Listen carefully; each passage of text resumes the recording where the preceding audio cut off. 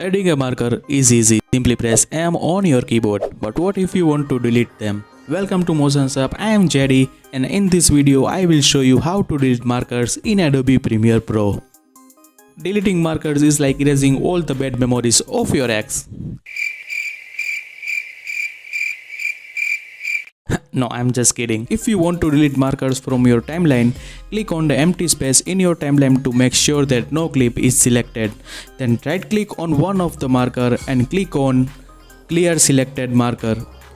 Or you can delete them all by select clear all markers. If you want to delete markers from a clip, double click on the clip to open it up in Source Monitor. Then select one of the marker, right click on it and hit clear selected marker.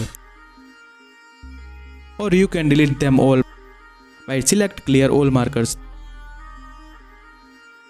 I hope this video has been helpful to you. Feel free to subscribe my YouTube channel for more tutorials like this. Thank you. Peace.